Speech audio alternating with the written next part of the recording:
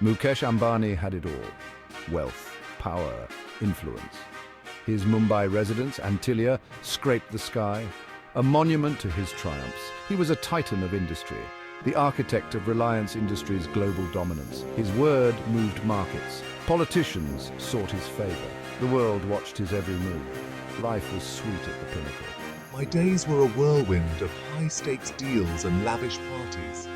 I traveled in private jets, my every whim catered to. My family lived in unparalleled luxury. The world was my oyster, and I its pearl. I felt invincible, or so I thought. Ambani's ambition knew no bounds. Reliance expanded relentlessly, its fingers in every pie. Telecom, retail, energy, nothing was off limits. He was a master strategist, outmaneuvering rivals with ease. His wealth grew exponentially, his fortune a mythical beast. The first tremors went unnoticed, distant rumblings of a global economic storm. Then the storm hit, a financial tsunami that swept across the globe. Markets crashed, fortunes vanished. Reliance Industries, despite its size, was not immune. I was initially unfazed. I continued my aggressive expansion. I believed in my own myth, convinced of my ability to weather any storm.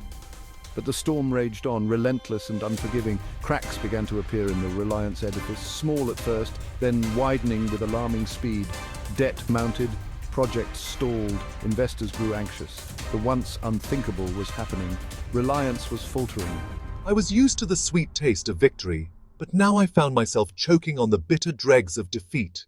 The emperor was losing his grip. It wasn't just the economy. Rivals, sensing blood in the water, circled like sharks. Legal challenges, long dormant, were resurrected with a vengeance. Accusations of corruption and crony capitalism filled the air.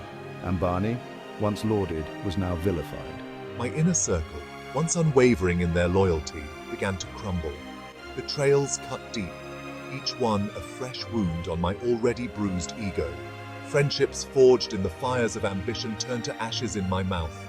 I was alone, adrift in a sea of treachery.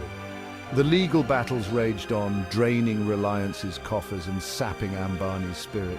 He fought back, of course, using every weapon in his arsenal, but the magic was gone. His touch had lost its Midas quality. Everything he touched seemed to crumble. The pressure was too much. The empire we built together was falling apart, and I had to think of my own future. The inevitable finally happened. Reliance Industries, once a behemoth, crumbled under the weight of its own ambition.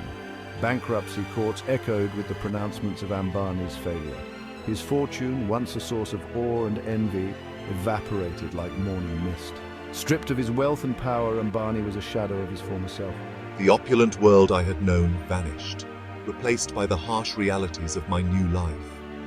Antilia, once a symbol of my success, was seized and stood empty, a monument to my hubris.